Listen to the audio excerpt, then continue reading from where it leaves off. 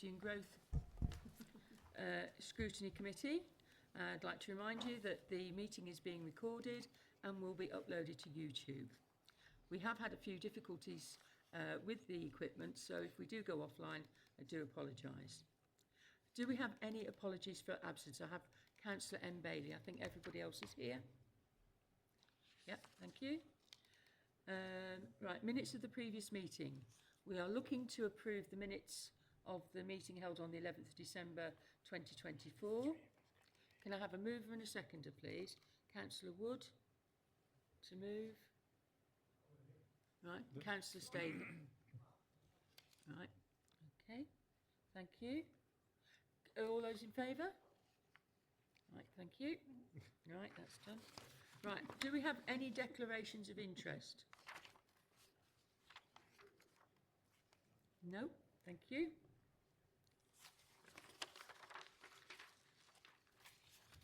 Right, update from the chair. Unfortunately, the committee, to tell you that the item expected for this meeting for the Tamworth Housing and Supported Housing Strategy 2025 to 2030 has been delayed because they've got some more work to do on it. So we'll receive it in due course. Item 5, I attended Cabinet on the 23rd of January where I presented the committee's recommendation for the climate change update concerning solar panels on all council buildings, and this was approved alongside the report. Now we come to item 6, there is nothing there. Item 7, we haven't got an update on any working groups, but can I just update everyone that Councillor Pallas has informed me that the lorry issue around Dunstall Park has gone away, but it's gone away to Lichfield Road Industrial Estate. We have lorries parking there.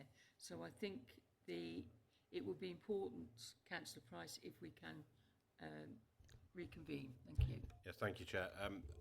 Apologies from me because due to my health issues, I've not managed to have a meeting recently. So I will speak to members that were on the subcommittee. But it wasn't specific to one area of Tamworth that we were looking at. It was the whole. So yeah, we'll pick that back up. I will make sure we meet and have a update for you by the next meeting. Thank you. Right, we come now to item 8, which is the revised local development scheme. And I'd like to welcome it's Mr. Powell, isn't it, Richard? Yeah. Richard Powell from the Planning Committee, from the Planning Department, to come and talk to us and explain the report. Thank you. Oh, and Councillor Clark, the portfolio holder. Thank you, Chair. So we're here to seek committee endorsement of the recommendations presented to Cabinet that are going to be presented to Cabinet on the 20th of Feb in relation to the publication of the revised local development scheme. So the Council is required by legislation to publish and keep up to date a number of documents that sit alongside the local plan and provide information to the public and other stakeholders. This includes the Local Development Scheme, LDS, which enables the local community and other interested parties to keep track of progress of development plan documents and to identify points in the process where they're able to get involved. Since the publication of the current LDS, the Government has published an updated National Planning Policy Framework, NPPF, and the new local plan will now be required to comply with the policies of the new version of the NPPF.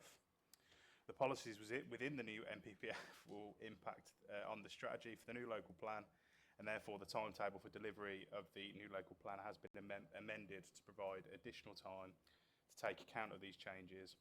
The draft updated LDS is included in Appendix A. So I'll hand over to Richard. No, I have nothing further to add at that point, but I'll take any questions anyone's got. What are the differences on the new NPPF compared to the old one? The main one is housing need. So the new standard method that's used to calculate our annual housing need has gone up quite significantly from what would have been 123 new houses per year to 445 now. So it's 260 something percent increase. 261, yeah. So that's the main change. There's also changes around greenbelt rules, but the main challenge is on the housing numbers. Thank you. Councillor Statham. Thank you. Apologies if this is quite blunt. How realistic is it that we're going to hit that target? If you can answer that question. If you can't answer that question, completely understand. The housing number target, difficult, very difficult. Yeah, I mean, as you know, we've got a limited amount of space left, constrained boundaries. So yeah, that's part of what's going to take us a little bit of time to look at. So yeah, but realistically, it will be difficult to achieve. Yeah.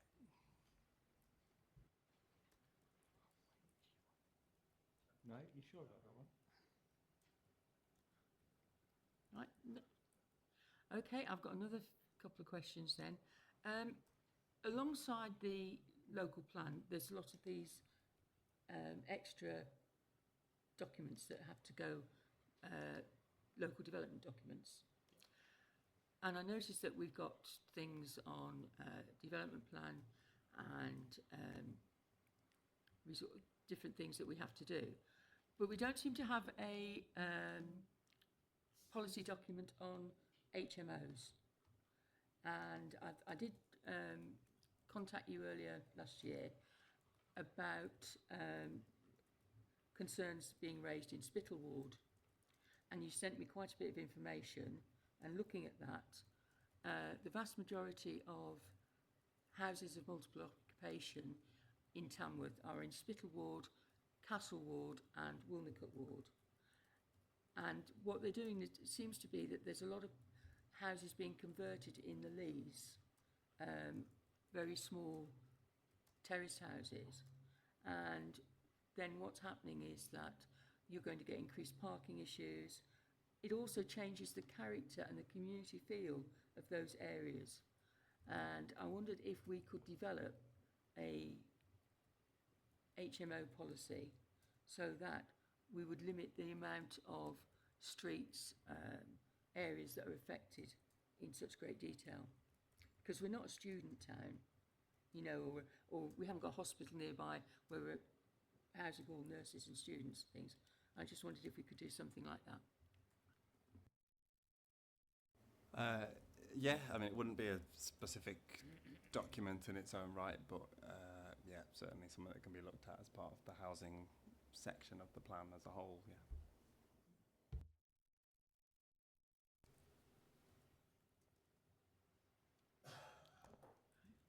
Okay.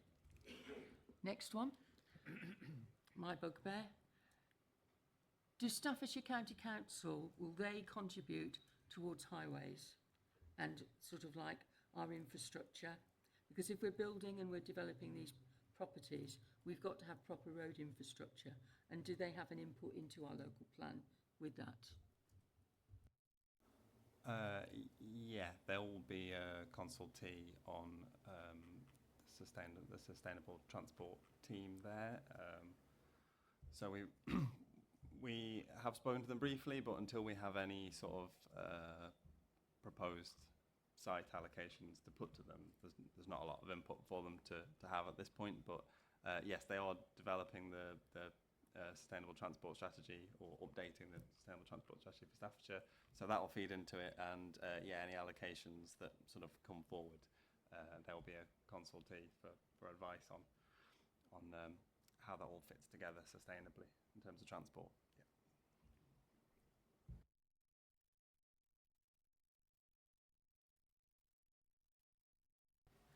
Yeah. Right, I've got one more then. When we get a load of housing developments being put forward, we often get,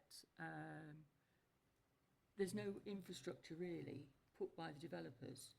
And I was talking to the county council before Christmas, and they said that they actually now like the developers to include infrastructure within their developments. So instead of having 106 agreements, they prefer section 246, is it? Or 241 or something like that, so that the developer then puts the infrastructure in beforehand, and then when it comes to adoption of roads, it should all be straightforward. I wondered if you had any views on that. I think it depends on the scale of development. So the usual mechanism is a Section 106 agreement for development that's outside of the boundary of infrastructure that's outside the boundary of the development, because that's controlled by legal agreements then. Whereas if it's a bigger development and you've got roads internally, then they quite often just put them in themselves up to an adoptable standard, I believe. But again, it depends on the scale of the development involved.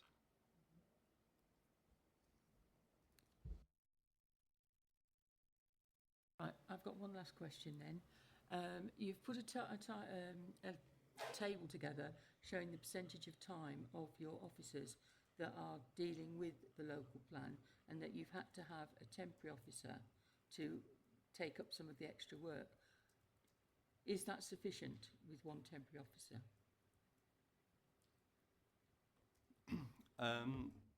It is a small team. It is one of the risks that we've identified to the programme, is the limited size of the team and the amount of experience. It is covered in the risks section in the LDS that basically where there is a shortfall, we would have to look to consultants to come in and help out.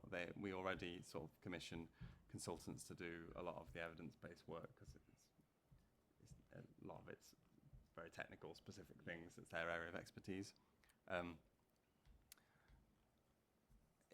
It's what we've got at the minute, I would say. I say it is an identified risk, and there is a sort of mitigation option in place if we need it. And you're quite happy. You're quite happy to let the portfolio holder know if you are struggling and you need extra support. Yes. Thank you. We do meet regularly as well and discuss about the local plan. Does anybody else wants to say anything? Do you want to add anything, Councillor Clark? No, I can go through the recommendations if you want, unless you want to. Go through the records. No?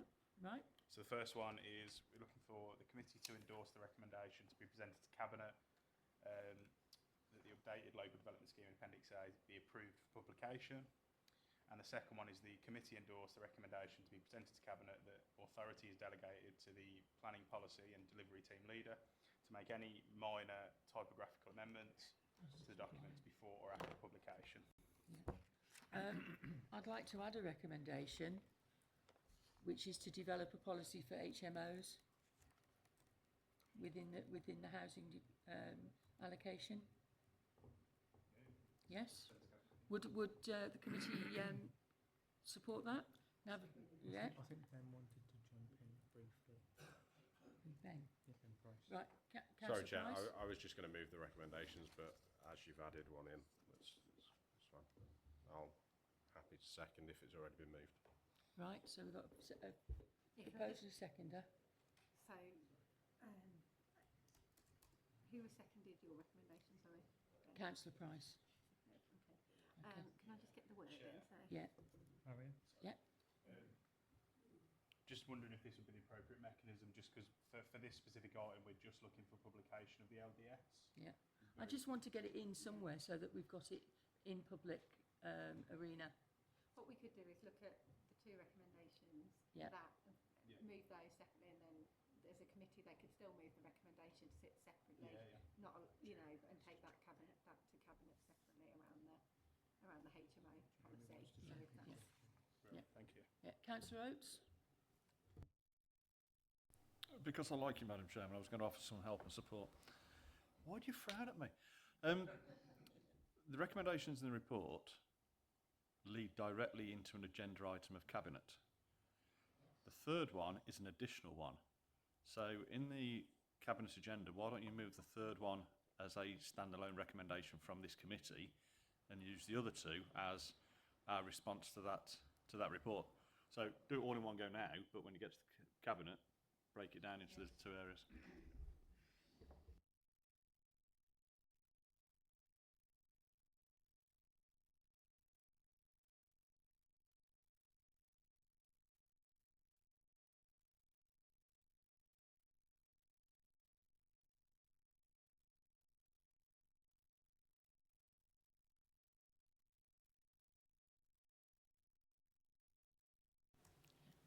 Okay, all those in favour? Thank you, that's carried. Yeah. All right, so can I move then the first two recommendations and our third one and make sure that they're all done properly? So the committee endorses the recommendation to be presented to Cabinet that the updated local plan development scheme in Appendix A be approved for publication. All in favour? Thank you. 2, the committee endorsed the recommendation to be presented to Cabinet that authority is delegated to the planning policy and delivery team leader to make any minor typographical amendments to the documents before or after publication. Sorry, if we're taking them separately, I need a move and second for those as Right, well. okay. Just being Right, technical. can I have a mover and seconder for the first one? Thank you, Councillor Wood, Councillor Statham. Can I have a mover and a seconder for the second one? Right, Councillor Wood, Councillor Adams. And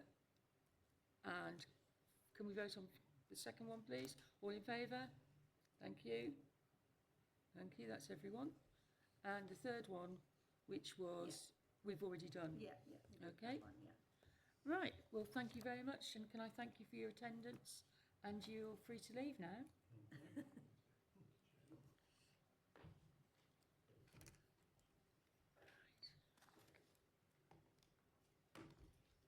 Right, we're going on to the forward plan.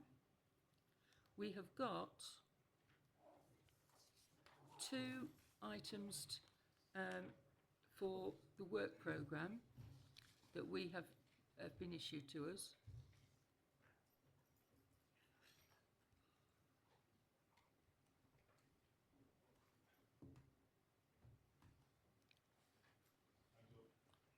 Night. Good night. Thank you. Right, you've got those 2. Yes, I think we've attached with the Yeah. agenda as well, so got me, which do you want first? There's your highways ones, Right. highways.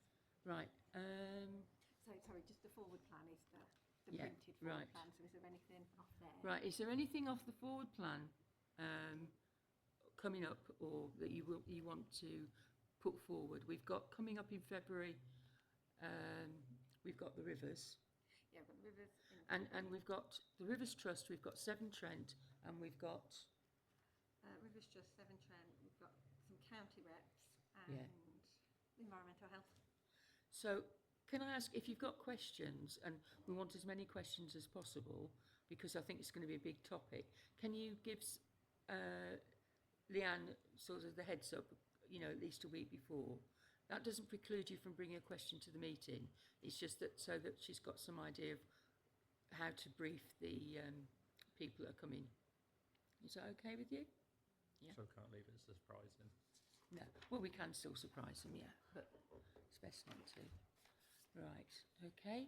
And then in March, I'm hoping to invite the county to talk about highways Yeah, we've also and our infrastructure. we've got the community safety partnership and the decamp policy as well, Yeah. and a couple of written updates as well. Yeah, in we've March. got the community safety partnership and the decamp policy, so we've got quite a lot to do in March. We have now also got 2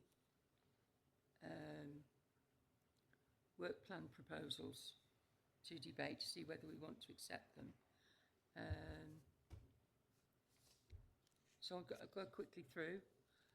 The first one is following a motion from Council on the 10th of December to understand how Staffordshire County Council assess the traffic capacity for Tamworth roads.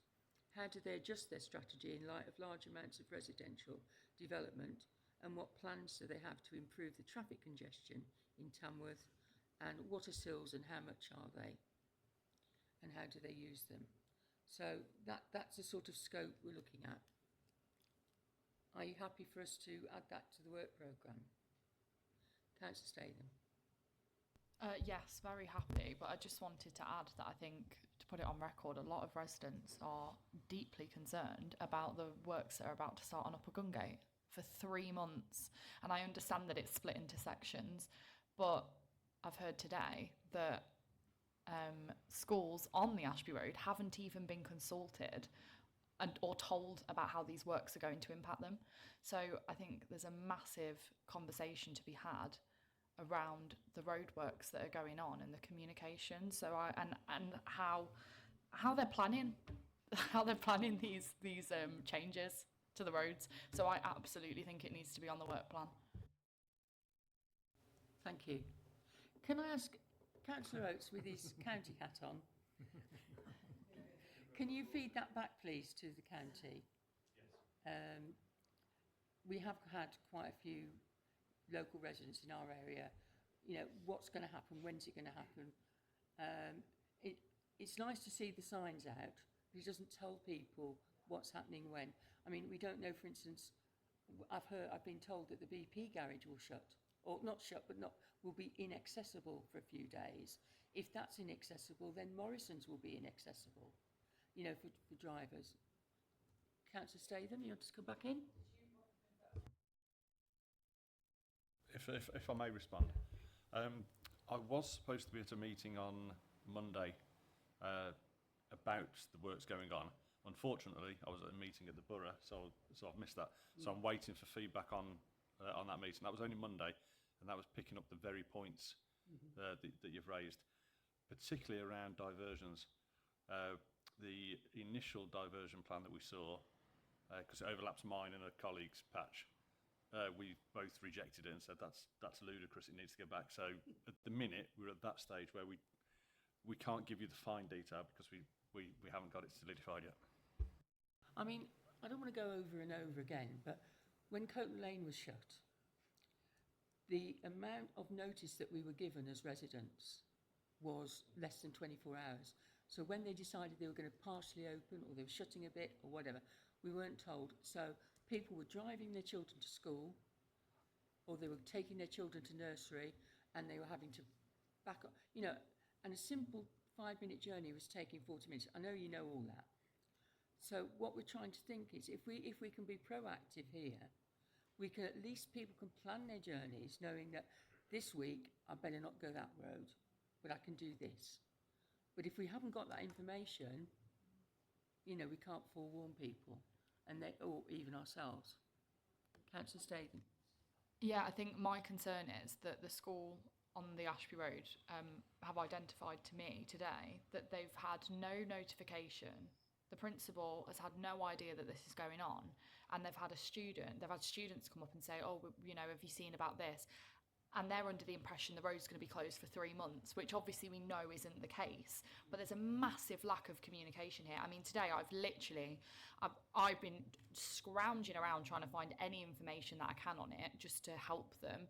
And I did get through to the Cabinet Office at the county, and I have had an answer, but it's still not enough. So my concern, and also I live on the Ashby Road, so my concern as a resident is, how on earth am I going to get anywhere? Am I going to be going through, you know, Shenstone or Wigington or, you know, country lanes? So yeah, I think we need to hold them to account, because it's not good enough. I'm not blaming you, Jeremy. I think it's probably people higher who haven't planned this very well. But yeah, the communication is just not good enough. Did you want to respond?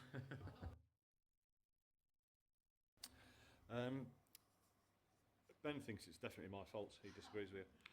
Usually is. I've just, as we're speaking, I've just gone on one network, and it's not on there either. You know, and that's our depository of where it should be going. It sounds like a cop out. It's an officer role. It's an officer somewhere, not clicking the button or something. It's like I say, we've known about this plan. We've known about these works for a short period. It's been added to the capital programme, you know. So it's still short. You know, still not part of the strategic plan. But no, I'll feed that back, because it's just as frustrating for me as, well, I don't live on the Ashby Road, but, you know, for me hearing about things and getting told about things, and had very little notice or no notice at all. So yeah, I'll feed that back. Right, we're all in agreement that the, following the motion from council, the request to look at road infrastructure in Tamworth is agreed. Right, do I have a proposer? Thank you. Seconder? Thank you. All in favour? Thank you. Lovely. And then I have a second work plan item, which is light speed broadband networks. Okay, the background is there was a public meeting which was very anti light speed. The purpose and scope of this item is to ensure improved communication between TBC and residents, well, and hold the developer to account. I welcome your comments. Mr. Clark. Thank you, Madam Chair. I'm not impressed at all with Lightspeed's attitude directly to residents. They have withdrawn from my area completely, and there's certainly no action going on. But when residents have come up to them and said, I don't want a post outside my house, they said, OK, we'll move it. And, you know, one-off items like that and other suggestions that would make the resident happy are not welcome if you're going to be a professional company and if you're trying to deal with this council rather than individual residents. I don't like the attitude of this company, albeit I understand that they are well based in their facility. I don't think that the option they're putting forward is you'll have lampposts and that's it, is enough. I don't agree with it at all. Yeah, it was just to basically echo what Margaret's just said. It's been horrendous for residents. I think it's impacted every single ward nearly across the borough. Everyone's frustrated. And I completely support this being on the work plan. It'd be great if we could get them here and give them a grilling. But it was just to put on the record, our Member of Parliament will be meeting with them next week. So happy to report back on her findings. I'm sure she will be happy to share details with the committee and see what we can get out of that. But I think so many residents are just frustrated. And the feedback that I got from that public meeting was the attitude of Lightspeed wasn't particularly well received by residents. So yeah, if you can get them here, Chair, that'd be great. Yeah, I'm in total agreement with what everyone says, and obviously we're on the side of the residents here, but we also have to remember what our scope is when it comes to dealing with communications companies, because it is under national legislation, and I'd love to see us try it with other communication companies, because we won't get anywhere if anyone ever challenged them. Oates. Thank you, Madam Chairman. Just picking up on Councillor Wood's point, we need to be aware of our scope and we need to be aware of what our outcomes are. What do we want to achieve from it? Because there's one thing bringing a group of people in and grilling them, but if we leave after half an hour with two upset parties, them and us, and having achieved nothing, then you know we've wasted ours and their time. So I've got no problem with it going on the work plan and being looked at, but I do think we possibly, as a collective, should get together beforehand and work out what outcomes we want from it. What do we want to achieve? The break in the current works, as far as I understand, is because they agree their communications was lacking, so they've had a break in order to do the comms before they continue to do what they were doing anyway. Did you see the big lit up display vehicle outside Marmion House yesterday? The Lightspeed vehicle that's parked up. Yeah, I was just impressed with it. That was all. Yeah. Yeah, I mean, I don't see the point, to be honest, of this coming here, because they're going to start again in February, so they said. So what we can do, and as you say, with the scope, we can't stop them. We don't need a sales pitch. I was at the meeting before Christmas with a few others, and they tried to start off by, selling their product, and the people were absolutely irate. And one or two of their operatives were a bit smarmy, a bit flippant, and then realised that Tamworth people didn't like that. So I actually don't see what we can actually achieve by having them here, because they've already told us that. I mean, they've done an awful lot of mea culpa and letters to the public since all of that. But I don't know what we can achieve. Councillor.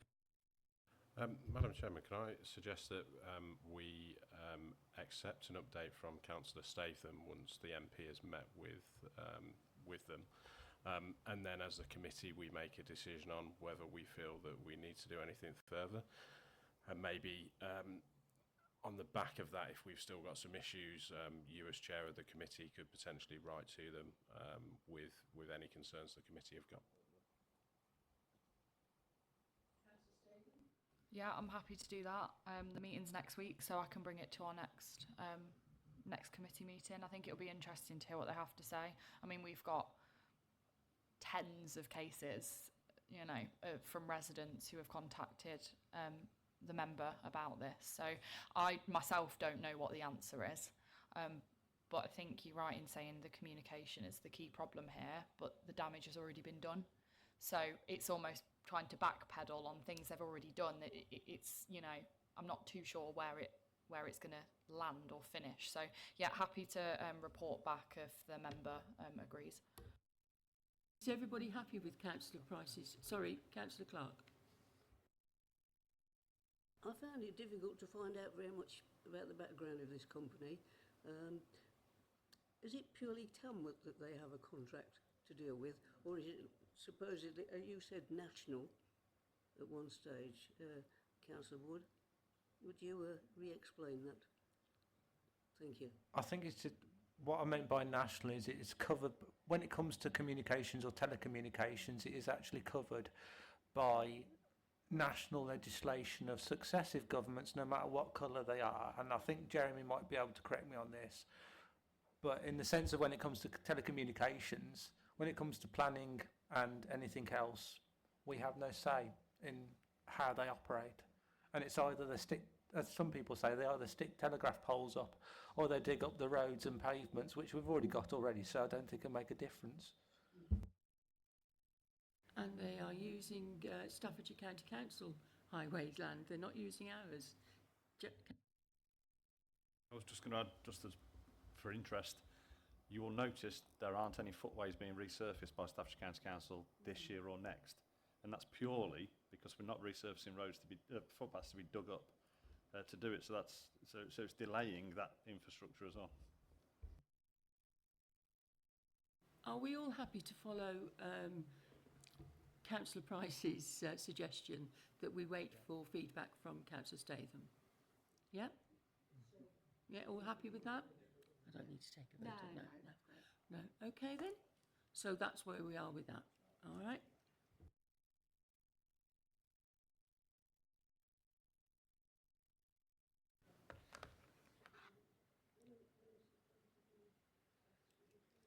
Right. Okay. I think that's us finished for tonight, really. Yeah. Right. I'd like to close the meeting now and thank you all for your attendance and wish you all a safe journey home.